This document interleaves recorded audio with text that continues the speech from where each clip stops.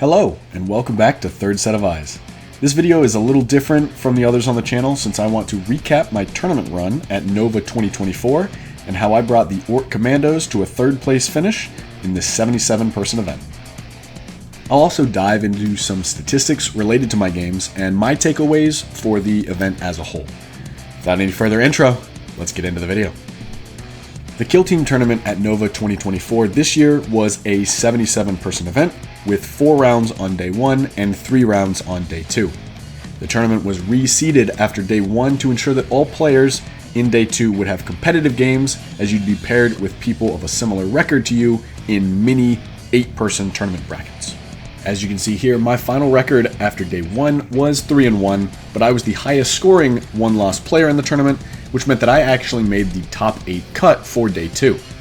From there, I would gain a second loss, but managed to go 2-1 in day 2 for a final record of 5-2.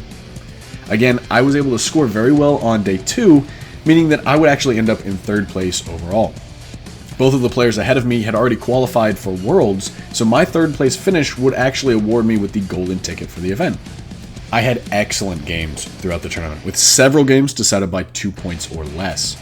As you can see, there was a healthy diversity of matchups, at least in my tournament run, with only a single faction repeated and no mirror matches. I played 5 games on open boards, all of which were Octarius terrain for this tournament, and 2 games on Into the Dark, which is good for me because I don't like Into the Dark as much. I was debating whether to take the Phobos Strike Team or the Ork Kommandoz to this event, and ultimately decided that bringing the Kommandoz would likely give me better matchup spreads against the field to teams that I anticipated would be at the event.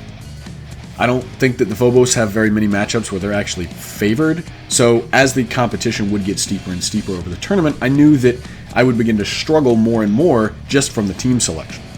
The Ork Kommandoz, however, have pretty good play into most teams, or at least would have some of the tools necessary to give them that fighting chance.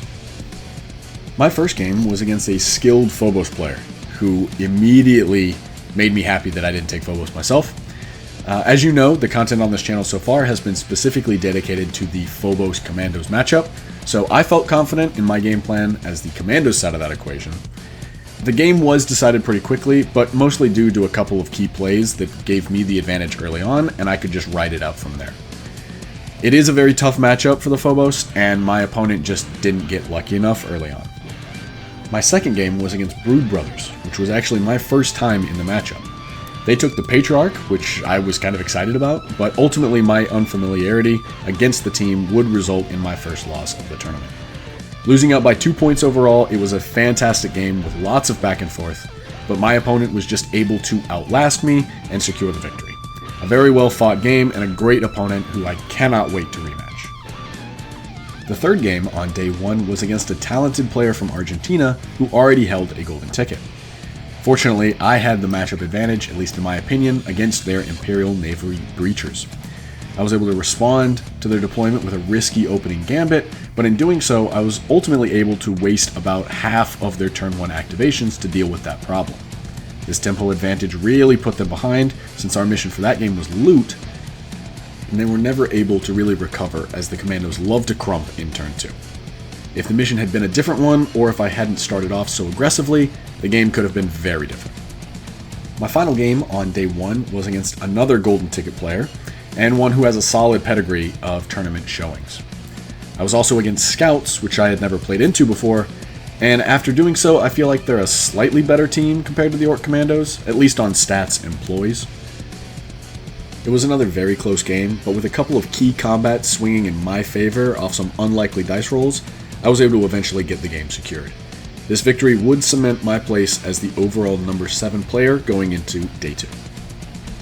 The first game of day 2 was another match against Brood Brothers, but this time it was on an open board and on the loot mission.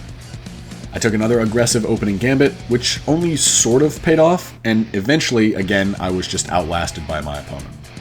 Having played the matchup twice now, I'm not really sure what I would do to change that outcome. I think it's a tough match that could go either way based on a couple of key dice rolls, and kudos to my 2 Brood Brothers opponents for their excellent piloting of the team both times. My second game on day 2 was the deciding match for who would go home with the golden ticket for the event, since 6 out of the 8 players in the top 8 had already earned theirs prior to this event. We both had lost our first games in day 2, so we got paired into each other as kind of the money match for the top 8. My opponent selected Into the Dark as the board type, and I selected Loot as the mission type, since I knew that Nemesis Claw would struggle against Kommandoz if they had to babysit objectives all game long.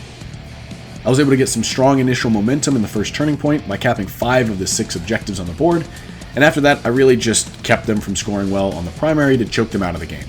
Some crazy dice rolls happened on one of the flanks, which really made things feel chaotic, but ultimately I was just able to out-activate my opponent and max my scoring on the primary objective every round. The third and final game of day 2 was against a world caliber player and popular kill team YouTuber in a matchup where I don't have a ton of experience. The Felgor Ravagers were an interesting team to go against, but we ended up playing the secure mission, which definitely helped me out a little bit. More swinging dice rolls in this game, to include my comms boy fending off 3 of their goats using a sledgehammer, but ultimately the game would be a 2-point difference in my favor. An excellent game that could have gone either way, since I had no models remaining at the end of turn 4, and this win would actually boost me up to 3rd place behind the 2 people that were playing for 1st. And now, for those of you that know me, let's get into some stats. As predicted, I scored better on day 1 than on day 2, likely because my opponents on day 2 were slightly better on average, but both days averaged at least 20 points per game, which is quite high. I managed to beat the elite and mid-range teams that I came across, but couldn't manage to take down any of the horde teams that I fought. I also did get a loss on both open and Into the Dark maps, but I played many more rounds on open board than on Into the Dark, thankfully. Interestingly, I did get a loss playing on Loot, which was a mission that I think Kommandoz do very well on, but that speaks to the caliber of the competition that was present at this event.